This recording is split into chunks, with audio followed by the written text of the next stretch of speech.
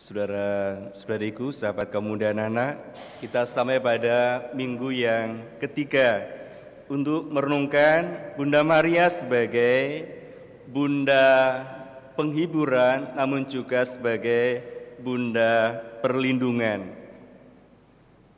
Kita sebagai umat Katolik biasa mengadakan satu pesiaran ke tempat di mana Bunda Maria dihormati secara khusus. Nah, ibu sekalian, bapak-bapak, anak-anak, kalau kalian itu berziarah, sebenarnya itu mau ziarah beneran, mau berdoa beneran, berdoa ya, atau berwisata. Kalau Anda ziarah itu berdoa atau berwisata, yang mana?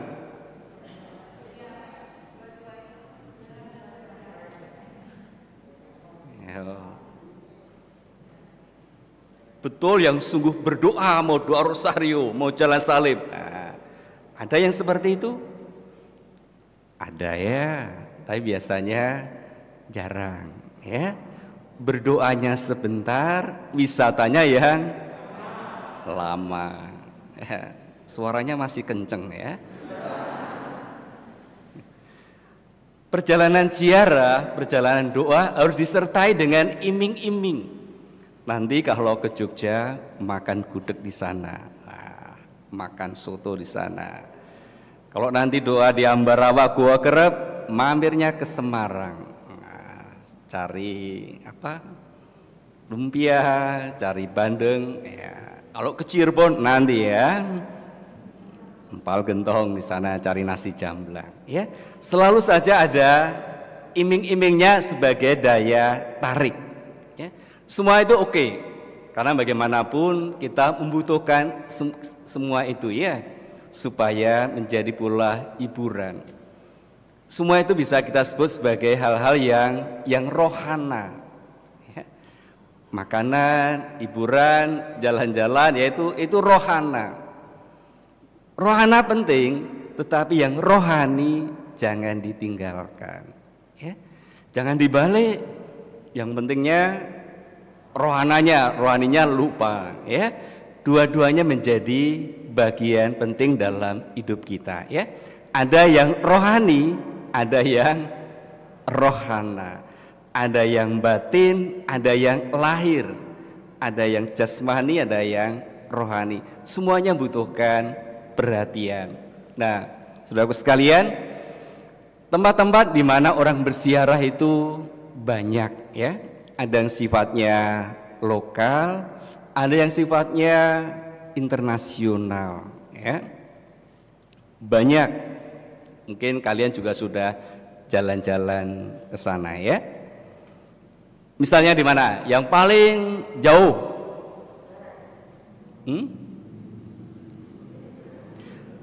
Tempat ziarah misalnya di jauh sana itu misalnya Meksiko.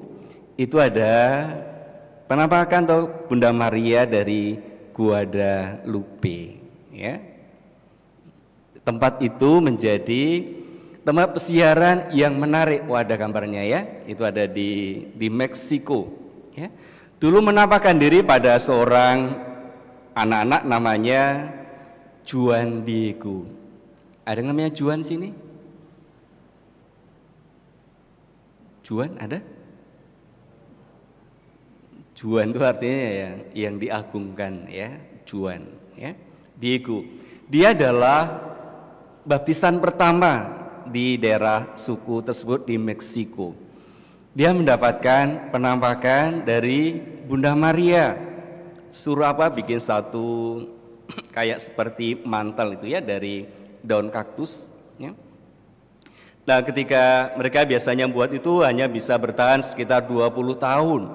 Tetapi ketika ini dibuat ternyata bisa bertahan sampai 400 tahunan. Masih utuh, masih oke. Banyak gambar-gambarnya. Lalu juga waktu itu diminta untuk mencari bunga-bunga mawar. Padahal waktu itu musim dingin. Dan nggak mungkin di situ ada tanaman bunga-bunga. Tetapi ternyata dapat. Nah, di penampakan di sana di Meksiko, Maria Guadalupe, itu Bunda Maria menunjukkan bagaimana ia sebagai bunda yang merangkul semua manusia, sebagai bunda segala bangsa semua manusia, juga menunjukkan sebagai bunda Allah yang sejati. Ya. Jadi dengan pesan itu orang mau dirangkul, tidak ada yang tinggi, tidak ada yang rendah, ya. Tetapi semua mau dirangkul sebagai satu saudara. Karena apa? Bunda Maria juga mengajarkan kita semua adalah sebagai satu saudara. Ya. Lalu di mana lagi? Itu sekitar tahun 1537 ya, udah begitu lama. Sekarang pesiaran itu juga masih sangat ramai. Ya. Lalu mungkin yang kalian pernah pergi di mana? Di Perancis. Ya. Perancis itu ada juga Bunda Maria dari La Salette. Ya. Selain di Lourdes, ada juga di La Salette. Itu sekitar tahun 1846. Gambarnya bagus ya. Nah, di tempat itu Bunda Maria dua orang anak yang sederhana, yaitu kepada Maximin dan Melanie. Ya. Saat itu di daerah Eropa banyak terjadi krisis moral dan spiritual, juga krisis politik. Krisis moral, krisis spiritual saat itu banyak umat yang sudah acuh tak acuh untuk merayakan misa. Keluarga-keluarga Kristiani sudah jarang mengajari anak-anaknya itu doa Bapa Kami, doa Salam Maria. Orang mulai nggak peduli, nggak cuek, dan itu masa-masa yang kacau di daerah Eropa sana. Maka Bunda Maria juga mengajak bagaimana kepada anak-anak ini berdoa untuk apa? Menghormati kembali sakramen-sakramen dalam gereja. Ekaristi, pengakuan dosa, bagaimana itu dihidupi, dirayakan kembali. Ya. Bapak Ibu sekalian, kapan terakhir pengakuan dosa? Ayo, kapan terakhir kalian menerima sakramen pengampunan dosa? Ya. Ekaristi menjadi kekuatan yang penting dan utama dalam hidup kita. Jangan sampai juga diabaikan serta ditinggalkan. Oh takut Romo, takut. Jadi dalam masa-masa sekarang memang situasi seperti ini, tapi bagaimana semangat tekad kita tetap merayakan Ekaristi, sakramen-sakramen yang Tuhan berikan. Orang tua wajib mengajarkan kembali kepada anak-anak, ya. Diajari berdoa sederhana aja, Bapa Kami, Salam Maria, sejak kecil sudah diajarkan. Bunda Maria mengingatkan itulah dasar dari kehidupan kita sebagai orang Kristiani. Sehingga melalui penampakan itu mereka diingatkan, yuk kita kembali kepada spiritual dasar hidup orang Kristiani. Jangan ditinggalkan, jangan diabaikan. Sesibuk apapun, Ekaristi rayakanlah dengan sungguh-sungguh. Ya. Dan kalau bisa jangan terlambat. Ya, ini bagus sekali tadi ya. Misa nggak ada yang terlambat ya, bagus. Karena rosario duluan. Ya. Bisa menjadi kebiasaan-kebiasaan nanti. Ya, bagaimana kita sungguh menghidupi merayakan Ekaristi ini dengan sebaik-baiknya. Perancis bagus sekali lo ya. Ya. Lalu di Perancis masih ada satu tempat lagi di mana? Mesti kalian tahu. Di Lourdes. Ya, di Lourdes. Sering nyanyi lagu ini toh? Di Lourdes di gua sunyi terpencil, tambalah Maria perawan murni. Yuk, Ave, Ave, Ave Maria, Ave, Ave, Ave Maria.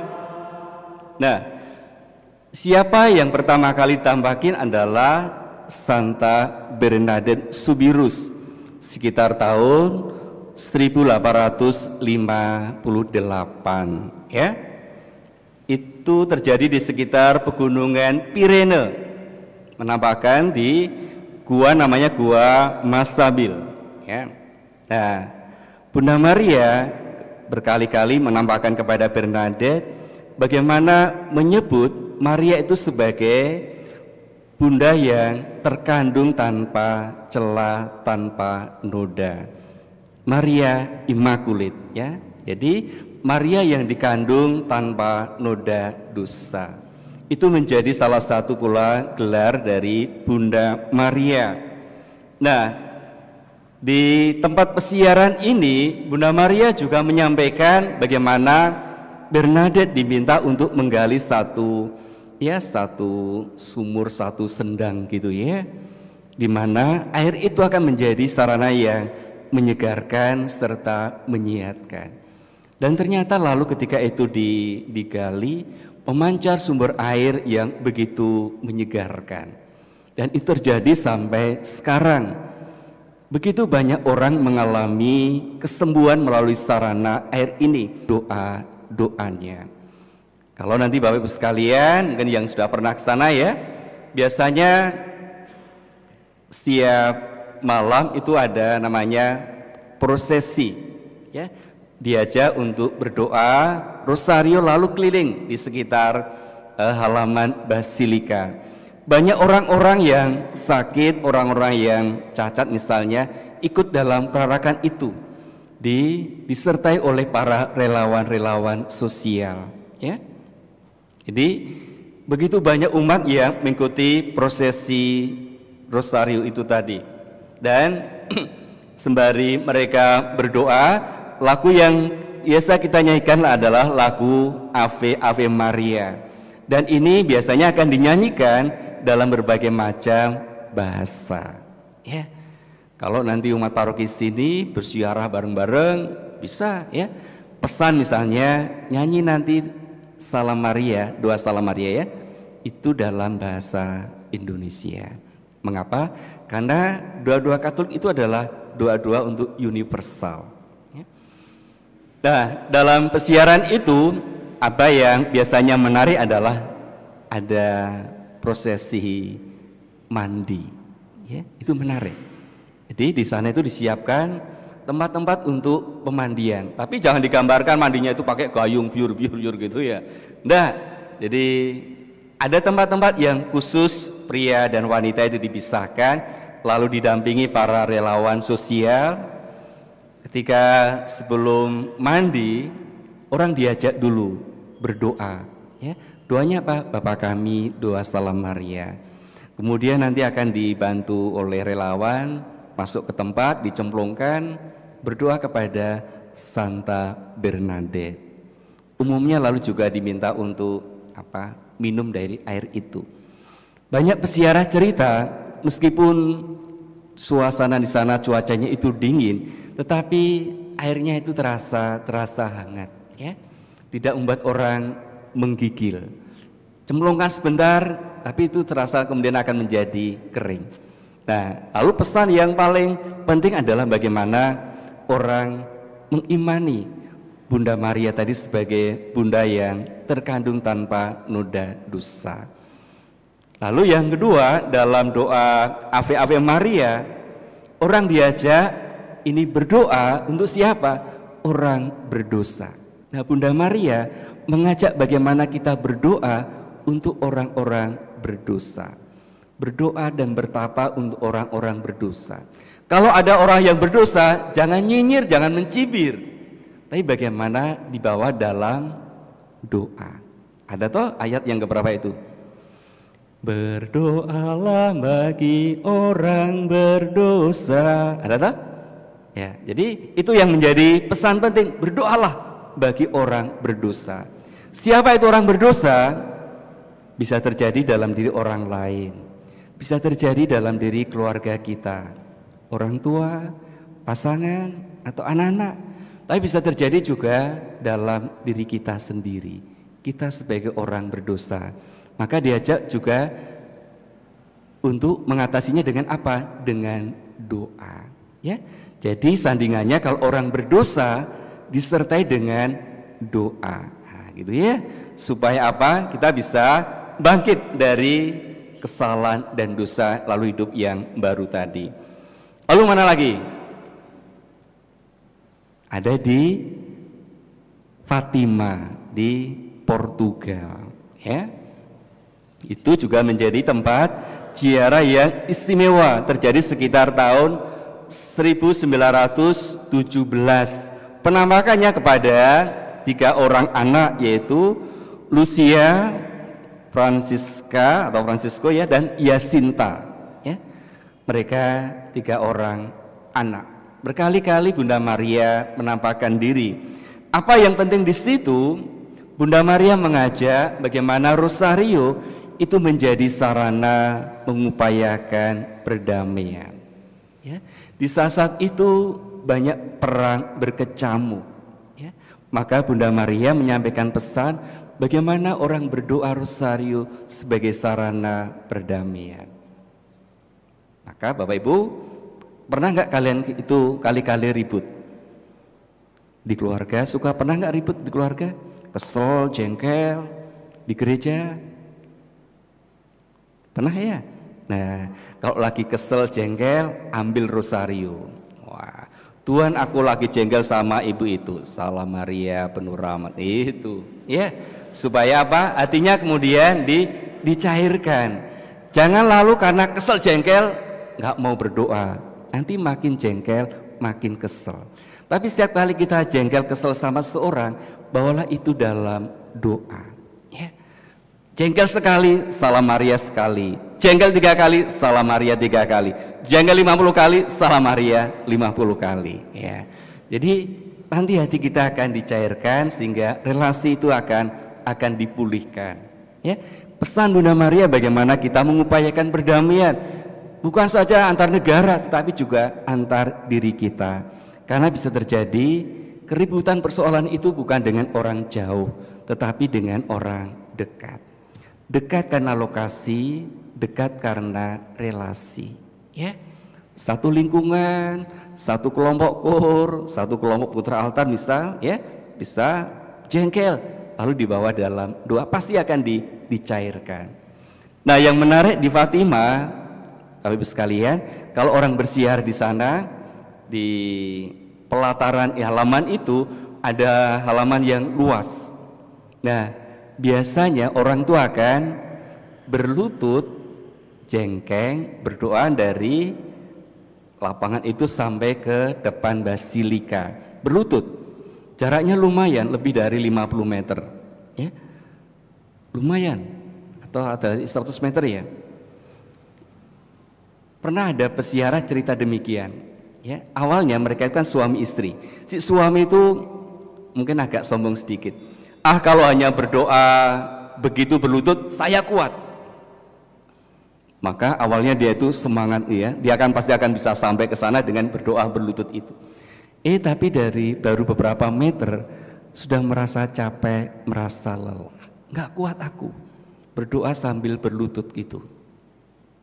Istrinya yang pelan-pelan, ya, sambil meneruskan doa salam Maria, ternyata malah kuat sampai depan basilika.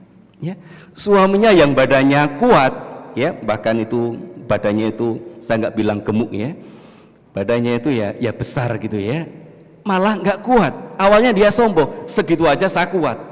Ternyata malah tidak kuat. Istrinya yang badannya ramping, langsing, pelan-pelan dihayati, ternyata malah kuat. Apa yang mau disampaikan? Di hadapan Tuhan orang nggak boleh sombong, ya.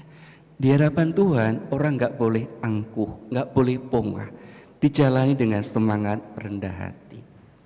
Maka doa-doa itu juga kita panjatkan dalam semangat rendah hati. Untuk apa tadi? Menyampaikan semangat perdamaian. Ya. Romo itu kan tempat-tempat yang jauh, yang dekat-dekat mana? Banyak, ya, yang dekat-dekat, ya. Kuningan, pernah ke sana? Ya, Kuningan itu disebut dengan Gua Maria Sawer Rahmat. Mengapa disebut Sawer Rahmat? Karena di atas Gua Maria itu ada curug. Curug itu grojogan gitu, ya. kerucukan ya, sawer namanya. Jadi air itu memancar. Nah, ketika sekitar tahun berapa? 90-an ya, itu dibangun Gua Maria, lalu diberi Gua Maria Sawer Rahmat untuk apa? Mengungkapkan bagaimana Bunda Maria itu juga nyawer, menyebarkan rahmat ya. Seperti Bapak Ibu itu kalau lagi nyanyi ya, suka minta saweran gitu ya. Ya, menyebarkan. Nah, Sawer Rahmat juga menyebarkan rahmat serta berkat ya.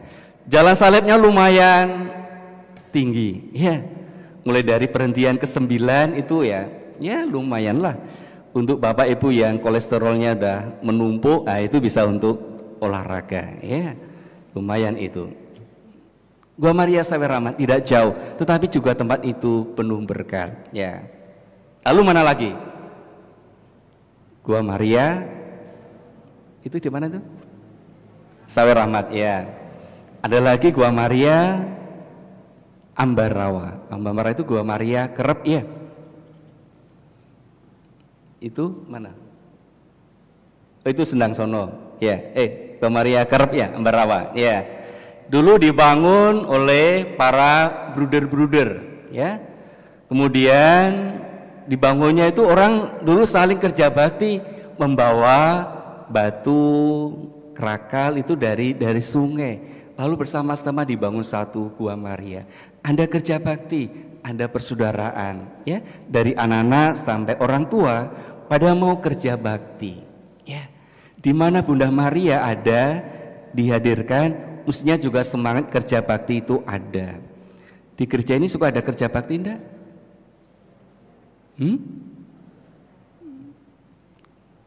Kali-kali baik ya bersih-bersih bareng-bareng, ada yang nyapu, ada yang ngepel, ada yang merangkai, ada yang bawain makanan. Nah ya, itu namanya kerja bakti. Jangan yang kerja bakti itu ibu-ibu itu terus ya, tetapi harus saling bantu, saling peduli. Nah, Gua Maria Kerep juga dulu dibangun dengan kerjasama dengan gotong royong. Lalu sekitar tahun 80-an ada seorang ibu yang dia merasa disembuhkan dari sakit kakinya berkat dia berziarah ke Lourdes. Lalu kemudian membantu renovasi pembangunan di Gua Maria Kerep tadi. Dan Gua Maria Kerep itu dulu diberkati dengan air dari Lourdes ya. Maka kerap kali juga ini disebut sebagai Lourdesnya di Jawa itu ya. Menarik. Tapi bagi ibu-ibu kadang-kala romo lebih menarik lagi kalau makan pecel ya. Turun dari bis cari dulu pecelnya. Nah, ya. Oke, itu yang rohana ya. Tapi yang rohani juga jangan ditinggalkan, berdoa di hadapan Bunda Maria supaya apa? Kita juga mendapatkan kekuatan dalam menjalani kehidupan. Lalu Sendang Sono itu yang sudah lebih dari 100 tahun ya, di mana orang Jawa pertama kali merayakan pembaptisan oleh Romo Van Lith ya. Kisah itu juga banyak kisah-kisah yang menarik orang disembuhkan. Lalu patung Maria itu terbuat dari batu, itu sekitar 300 kilo itu beratnya ya. Diambil dari kalau nggak salah Spanyol waktu itu ya. Itu sudah bertahan lebih dari 100 tahun ya. Begitu panjang, begitu lama. Hidup kita jarang yang sampai 100 tahun toh ya. Jarang. 60 70 aja udah mengkih-mengkih, udah mengges-mengges ya. Tapi Gua Maria ini bertahan sebagai tempat doa begitu lama, begitu bertahan panjang. Maka Bapak Ibu sekalian, anak-anak, bagaimana kita bisa belajar dari kisah-kisah tempat Bunda Maria menampakkan diri. Bukan soal perginya, tapi pesan-pesan apa yang bisa kita hidupi, kita jalani dalam masa-masa yang sekarang ini. Bertekun dalam doa rosario, ya, seperti di Fatima untuk apa? Mewartakan perdamaian, mewartakan, mendoakan orang-orang berdosa seperti di Lourdes. Ya. Banyak tempat, banyak kisah-kisah yang menarik, dan kalian juga punya tempat toh. Di sini juga ada tempat doa toh, ya. Jangan ditinggalkan. Pergi ke sana kemari oke, tapi yang di sini pakailah juga untuk tempat berdoa. Nyalakan lilin, berdoa dengan sungguh. Itu adalah juga menjadi sarana bagaimana kita berdoa. Kita bersyukur atas kehidupan paroki ini dengan berbagai macam fasilitas yang ada. Pakailah juga untuk berdoa supaya apa? Kita dijauhkan dari segala dosa, tetapi agar kita selalu punya cinta kepada Allah seperti Bunda Maria. Di mana ada doa, di situ orang akan punya cinta. Tetapi ketika orang jarang berdoa, yang terjadi adalah orang akan berbuat dosa. Maka mari kita mau rahmat Tuhan, semoga doa dan cinta selalu menyertai dalam hidup kita semua, berikan kekuatan, ketabahan, juga di saat terasa berat sekalipun kita merasakan penyertaan, pendampingan Tuhan melalui doa Bunda Maria.